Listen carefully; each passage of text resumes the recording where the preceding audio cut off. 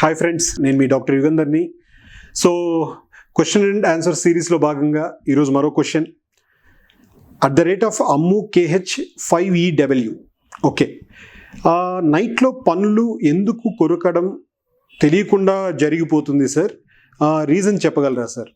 Okay, మంచి question అండి. Actually చాలామందికి ఇది ఒక క్వశ్చన్ ఉంది. ఉదయం పూట ఎదుటి వాళ్ళ మీద కోపం వచ్చినప్పుడు పళ్ళు కొరకడమే కాకుండా రాత్రిపూట కూడా పళ్ళు కొరుకుతారు.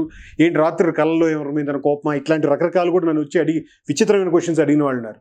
కాదు, యాక్చువల్లీ దాన్ని బ్రక్సిజం అంటారు. బ్రక్సిజంని పళ్ళు పట్టపటా కొరుకుతారు, తెలియకుండా కొరుకుతారు. ఎందుకు కొరుకుతారు? యూజువలీ ఏంటంటే వాటిలో గట్ ప్రాబ్లమ్స్ ఉన్నప్పుడు, ఎప్పుడైతే మనకు పొట్టలో సంబంధించిన కొన్ని ప్రాబ్లమ్స్, అసిడిటీ రిలేటెడ్ ఇష్యూస్ వాటి వల్ల ఉన్నప్పుడు, బాడీలో ఏదైనా ప్రాబ్లమ్ సిస్టమిక్గా ఏదైనా మైల్డ్ కంప్లైంట్స్ ఉన్నప్పుడు వాటి వల్ల వస్తుంది. స్ట్రెస్ వల్ల, యాంగ్జైటీ వల్ల, వీటి వల్ల కూడా వీటిని మనకి ఏవైతే ఉన్నాయో మొత్తం బ్రక్సిజం అనేది వచ్చే ఛాన్స్ ఉంటుంది. ఇప్పుడు నైట్ పళ్ళు కొరుకుతారు. మరి దీన్ని ఎలా అవాయిడ్ చేయాలి? అవాయిడ్ చేయడం వెరీ సింపుల్ అండి. మీకు దానికి సంబంధించిన కాజ్ని కనుక్కోవడం. అసలు అది ఎందువల్ల? స్ట్రెస్ వలన, యాంగ్జైటీ వలన, లేదంటే కడుపులో నులి పురుగులు పిల్లలకు కూడా వస్తుంటారు. చాలామంది నులి పురుగుల వల్ల కూడా పళ్ళు కొరుకుతుంటారు. దీనివలన దానికి సంబంధించిన ట్రీట్మెంట్ తీసుకోవడం వల్ల చాలా వరకు కంట్రోల్ అవుతుంది. మరి కంట్రోల్ చేయకపోతే ఏమవుతుంది? కంట్రోల్ చేయకపోతే ఏమవుతుంది? మీకు అది ప్రాపర్గా అక్కడున్న పళ్ళన్నీ కూడా అరగడం ఆరంభిస్తాయి అన్నమాట.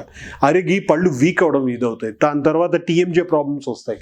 సో అందువల్ల దాన్ని అలా వదిలేయడం కరెక్ట్ కాదు. ఒకసారి బ్రక్సిజం ఉంది, మీ ఇంట్లో వాళ్ళు ఎవరైనా ఇచ్చేస్తే నాకు లేదు అని వాళ్ళతో వాదించకుండా ఉందా లేదా అని ఒకసారి మళ్ళీ ఒక వారం రోజులు 10 రోజులు చెక్ చేసుకొని తర్వాత మీ డెంటిస్ట్ని కలిసి దానికి కానీ వాళ్ళ సలహాని అడిగితే ప్రాపర్గా చెప్తారు.